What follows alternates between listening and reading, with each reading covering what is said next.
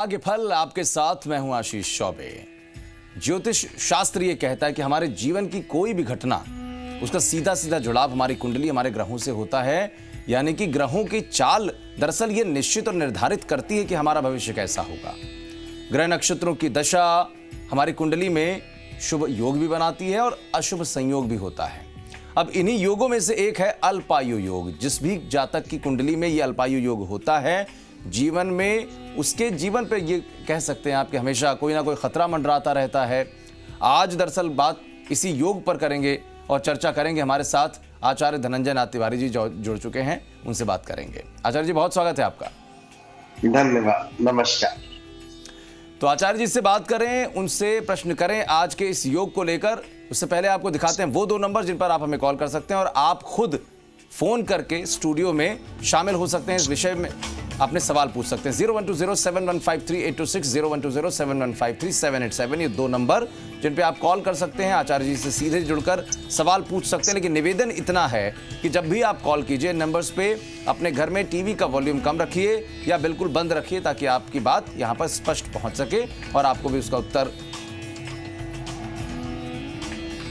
बिल्कुल, हमारे साथ दर्शक जुड़ गए हैं। पहले कॉलर हैं सुरेंद्र जी कार्यक्रम के, उनसे बात करेंगे। लेकिन आज जो विषय है, पहले उस पर आचार्य जी आपसे रिएक्शन चाहेंगे। क्या कुछ इस अल्पायु योग के हिसाब से चीजें कही जाती हैं, लेकिन सबसे बड़ी बात है कि ये योग बनता कैसे है? हमारी कुंडली में ऐसा क्या होता है कि हमारी आयु जो है वो कम हो जाती है?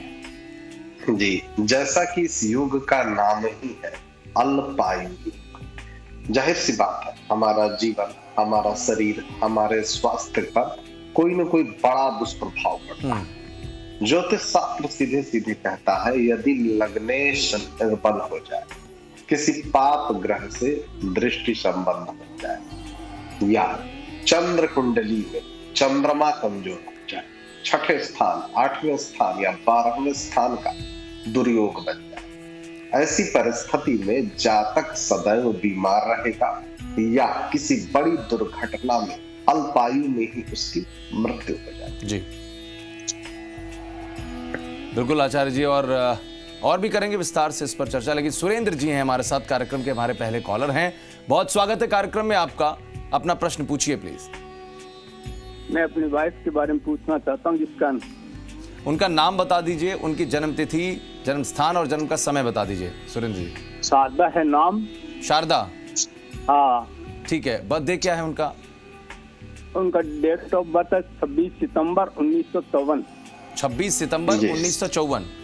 हाँ, 26 सितंबर 1954। जन्म का समय है सुबह 9 बजे। सुबह 9 बजे, सुबह के 9 बजे। जन्म स्थान है फतेहपुर। ठीक है, फतेहपुर। प्रश्न है ये कि उनको पन्ना किस हाथ की किस अंगुली में पहनाना चाहिए? जी, मैं आपको आपके प्रश्न का उत्तर देता हूँ। ये तुला लग्न की जातक है और सिंह राशि है इनकी।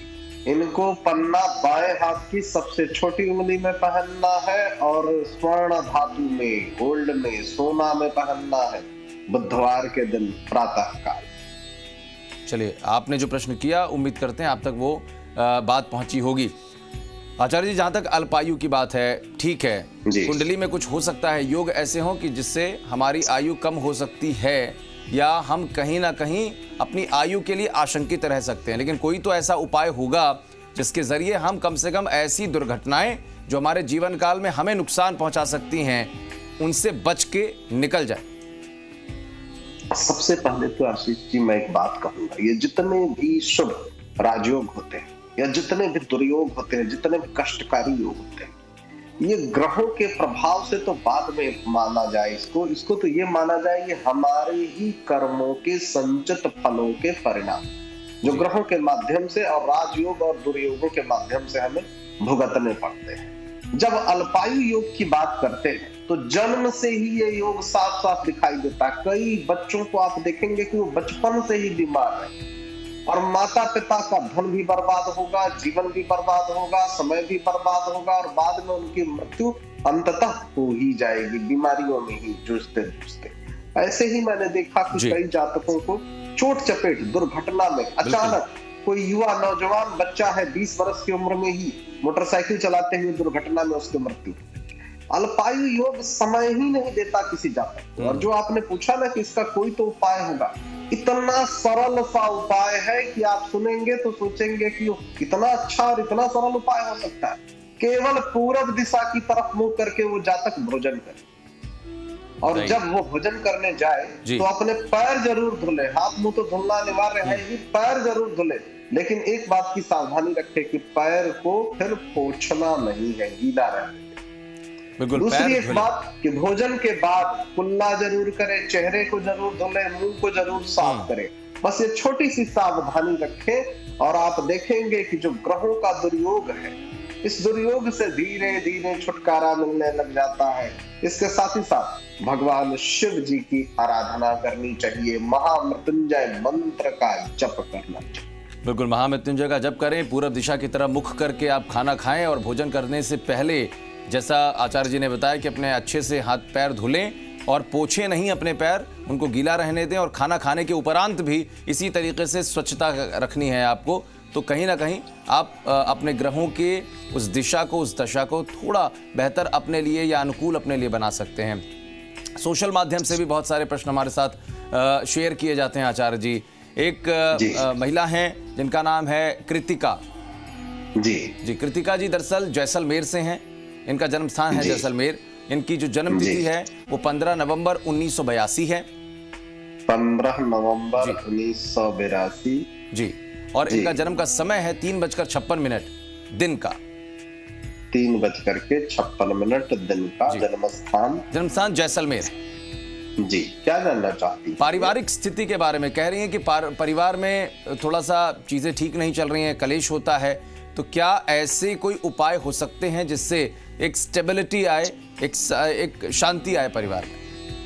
जी, सबसे पहले तो मैं आपको बताऊंगा कि आपकी लग्न कुंडली क्या कह रही है।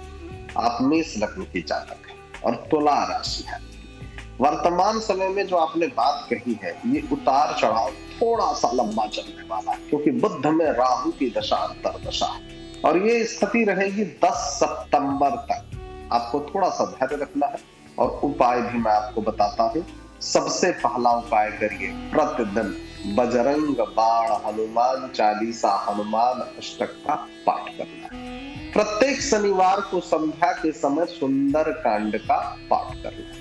बस ये छोटा सा उपाय, आप इस उपाय का गांठ बांध लीजिए और जब तक राहु चलेंगे थोड़ा सा धैर्य रखिएगा, सारी जितनी भी कष्ट की स्थितियां हैं इनसे छुटकारा।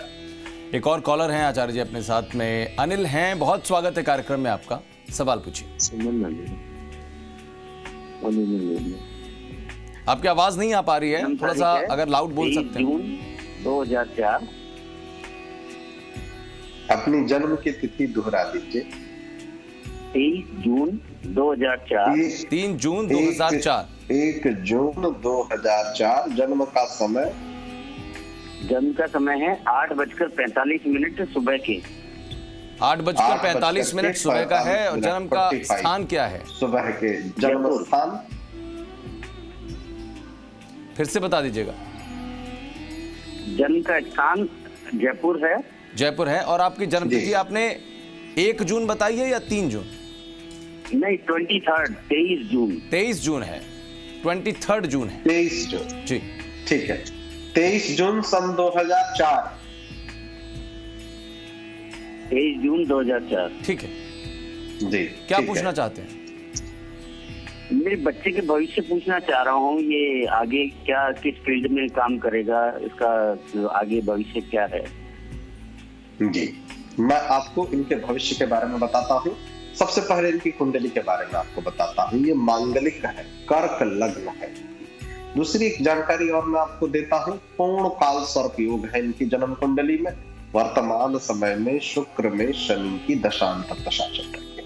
जहां तक इनके कार्यक्षेत्र का प्रश्न है, टेक्निकल फील्ड, तकनीकी कार्य क्षेत्र में ये सफल होंगे। और तकनीकी क्षेत्रों में कई सारी चीजें आती हैं। सूचना का क्षेत्र आता है, सॉफ्टवेयर का क्षेत्र आता है, टेक्नोलॉजी का क्षेत्र आता है, संचार का क्षेत्र आता है, क्योंकि शुक्र को संचार का, कम्युनिकेशन का भी कारक कहते हैं।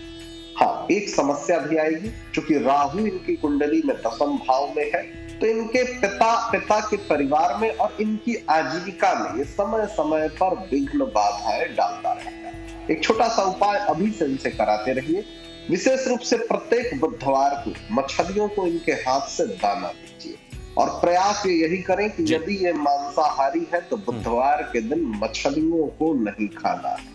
बस इस छोटे से उपाय से इनको राहत मिलेगी और निश्चित रूप से इनको सफलता मिलेगी। चलिए, बहुत धन्यवाद आचार्य जी, जो आपने उपाय बताए हैं। उम्मीद करते हैं कि इनके लिए बहुत अच्छे साबित होंगे इनके जीवन के लिए। लेकिन अब कार्यक्रम के उस हिस्से की तरफ बढ़ते हैं जिसका रहता है हम सभी को रोजाना इंतजार, बात राशिफल की। क्या करें आज और क्या ना करें? जी, आरंभ करते हैं मेष राशि। मेष राशि के जातक, आपका प्रयास सकारात्मक परिणाम जरूर देगा। दिक्कतों का तेजी से मुकाबला करने की आपकी क्षमता आपको खास पहचान दिलाएगी। क्या करना है? आज आप में धैर्य की कमी रहेगी, इसलिए संयम बरतना है आज, क्योंकि आपकी तलखी आसपास के लोगों को दुखी कर सकती है। क्या नहीं करना है? जो लोग प्रतियोगी परीक्षाओं की तैयारी कर रहे हैं उन्हें दिमाग को शांत रखने की आवश्यकता है। परीक्षा की घबराहट को स्वयं पर हावी नहीं होने दीजिए। उपाय क्या होगा? काले धतूरे के बीज शिवलिंग पर चढ़ाइए, आपका स्वास्थ्य अच्छा रहेगा। वृष राशि के जातक, यह उन उम्दा दिनों में से एक दिन है जब कार्यक्षेत्र में आप अच्छा महसूस करेंगे। आज आपके सहकर्मी आपके काम की तारीफ करेंगे और आपका बॉस भी आपके काम से प्रसन्न होगा। कारोबारी भी आज कारोबार में मुनाफा कमा सकते हैं। क्या करना है? आपको अपनी ओर से सबसे अच्छा व्यवहार करने की आवश्यकता है। क्या नहीं करना है आपको? अपने खर्चों पर नियंत्रण रखिए और आज हाथ खोल करके व्यय करने से बचिए। उपाय क्या होगा आज का? ओम क्रां क्रीं क्रौं सः भौमाय नमः। इस मंत्र का 11 बार जप करिए। ऐसा करने से पारिवारिक जीवन आपका अच्छा हो जाए। मिथुन राशि के जातक, विदेशों में पड़ी आपकी संपत्ति आज आपको अच्छा खासा धन दे सकती है। इससे आपको मुनाफा होगा। आप में बहुत कुछ हासिल करने की क्षमता है, इसलिए अपने रास्ते में आने वाले सभी मौकों के चले जाने से पहले उन पर काम करने की आवश्यकता है। क्या करना है आज आपको? बच्चों को पढ़ाई पर ध्यान लगाने और भविष्य के लिए योजना बनाने की आवश्यकता है। क्या नहीं करना है आज आपको? आपका खाली समय आज किसी गैर जरूरी काम में खराब हो सकता है। ऐसा न होने पाए, यही आपके लिए बेहतर होगा। उपाय क्या होगा आज का? बहते हुए जल में श्रीफल नारियल प्रवाहित करिए, आपका स्वास्थ्य अच्छा रहेगा। कर्क राशि के जातक, बुजुर्ग और परिवार के सदस्य स्नेह देंगे और आपका ख्याल रखेंगे। वरिष्ठ सहकर्मी और रिश्तेदार मदद का हाथ बढ़ाएंगे। क्या करना है आज आपको? आज के दिन धन हानि होने का योग बन रहा है, इसलिए लेन देन से जुड़े मामलों में जितना आप सतर्क रहेंगे उतना ही आपके लिए अच्छा रहेगा। क्या नहीं करना है आपको? अपने वजन पर नियंत्रण रखिए और आवश्यकता से अधिक भोजन करने से बचिए। उपाय क्या होगा आज का? अच्छी आर्थिक स्थिति के लिए बैटरी से चलने वाला कोई खिलौना गरीब बच्चों को गिफ्ट में दीजिए। सिंह राशि के जातक, कार्यक्षेत्र में परिस्थितियां आपके पक्ष में हैं। क्या करना है आपको? नए करार लाभकारी हो सकते हैं। क्या नहीं करना है आपको? निवेश करते समय जल्दीबाजी में निर्णय बिल्कुल नहीं। उपाय क्या होगा आज का? अच्छी आर्थिक स्थिति के लिए भोजन में काली मिर्च का प्रयोग किसी न किसी रूप जरूर करें। कन्या राशि के जातक, दिन का आरंभ और अंत तक आप स्वयं को ऊर्जा से लवरेज महसूस करें। काम को समय पर निपटा करके जल्दी घर आना आज आपके लिए अच्छा है। इससे आपके परिवार वालों को भी खुशी मिलेगी और आप भी तरोताजा महसूस करेंगे। क्या करना है आपको? घर में किसी तरह का परिवर्तन करने से पहले अपने से बड़ों की राय लीजिए, नहीं तो वो आपसे नाखुश और नाराज हो सकते हैं। क्या नहीं, यूं तो आज आर्थिक पक्ष आपका अच्छा रहेगा, लेकिन इसके साथ ही साथ आपको ये भी ध्यान रखना होगा कि आप अपने पैसे को व्यर्थ में खर्च बिल्कुल ना करें। उपाय क्या होगा आज का? नहाने के जल में कुशा के टुकड़े डाल करके स्नान करिए, पारिवारिक सुख की वृद्धि हो। तुला राशि के जातक, आज का दिन आपके लिए उम्दा रहने वाला है। आज आपको अपने लिए पर्याप्त समय प्राप्त होगा। क्या करना है? सुनिश्चित करिए कि आपकी योजनाएं यथार्थवादी है और उन्हें अमली जामा पहनाना मुमकिन है। क्या नहीं करना है आपको? किसी भी खर्चीले काम या योजना में बिना सोचे समझे हाथ न डालें। उपाय क्या होगा आज का? आर्थिक स्थिति को बेहतर करने के लिए गेहूं के 11 दाने सूर्योदय के समय खाइए। वृश्चिक राशि के जातक, पुराने निवेशों के कारण आय में बढ़ोतरी नजर आ रही है। क्या करना है आपको? सेहत को लेकर के ज्यादा देखभाल करने की आवश्यकता है। क्या नहीं करना है आपको? उदास नहीं होइए। कभी कभी अपनी योजनाओं में विफल होना कोई बुरी बात नहीं। उपाय क्या होगा आज का? तेल के पकौड़े कौवों को खिलाइए, आपका स्वास्थ्य अच्छा रहेगा। धनु राशि के साथ, जीवन की पेचीदगियों को समझने के लिए आज घर के किसी वरिष्ठ व्यक्ति के साथ अपना समय गुजारें। क्या करना है आज आपको? यदि आप नई जानकारी और क्षमताएं विकसित करने की थोड़ी ज्यादा कोशिश करेंगे तो आपको बहुत अधिक लाभ होगा। क्या नहीं करना है आपको? अपने काम काज में अति व्यस्तता के कारण परिवार को दरकिनार करने की भूल बिल्कुल नहीं कीजिए। उपाय क्या होगा आज का? आज के दिन सफेद वस्त्र धारण करिए, शुभ रहेगा। मकर राशि के जातक, आज आपके पास स्वयं के लिए पर्याप्त समय होगा।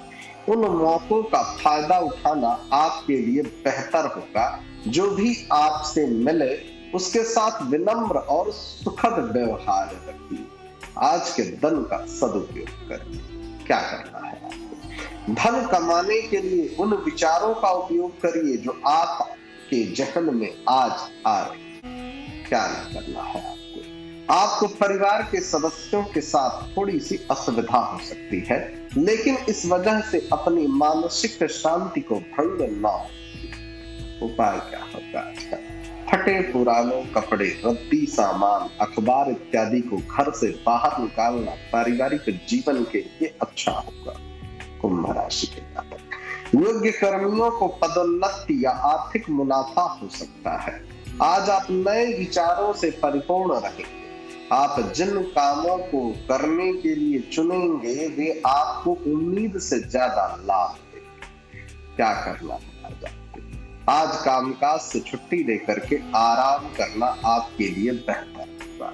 क्या नहीं करना है आपको? फिजूल खर्ची में अपना समय और धन दोनों बर्बाद न। उपाय क्या होगा आज का? कांसे का कड़ा धारण करिए, स्वास्थ्य के लिए लाभकारी होगा। मीन राशि के जातक, आपकी व्यक्तिगत समस्याएं मानसिक शांति को भंग कर सकती हैं। वैवाहिक बंधन में बंधने के लिए बहुत ही शुभ समय। क्या करना है आज आपको? मानसिक दबाव से बचने के लिए कुछ रोचक और अच्छा साहित्य पढ़ें। क्या नहीं करना है? कोई नई परियोजना में बिना पूर्ण रूप से सोच विचार किए निवेश नहीं कीजिए। उपाय क्या होगा आज का? एक सिक्का, लीड धातु का टुकड़ा अपनी जेब में रखिए। नौकरी या व्यापार में तरक्की होगी। अंत में सभी राशि के जातकों के लिए ऐसा उपाय बता रहा हूं जिनको उनकी राशि का ज्ञान नहीं भी है, उनके लिए भी लाभकारी होगा। आज के दिन विशेष रूप से शिव जी के मंदिर में जाइए, वहां जरूरतमंद व्यक्ति को भोजन कराइए या अन्न का दान करिए। आपकी सारी मनोकामनाएं शिव जी की कृपा से पूरी। बिल्कुल आचार्य जी, उम्मीद यही करते हैं कि सारी मनोकामनाएं लोगों की पूरी हों और जो उपाय आपने बताए हैं उसके जरिए इनके परिवार, इनके घर में खुशहाली आए। आज के लिए बहुत बहुत धन्यवाद आचार्य जी आपका। धन्यवाद, नमस्कार। तो भाग्यफल में आज मेरे और आचार्य जी के साथ बस इतना ही। एक छोटा सा ब्रेक लेते हैं यहाँ पर।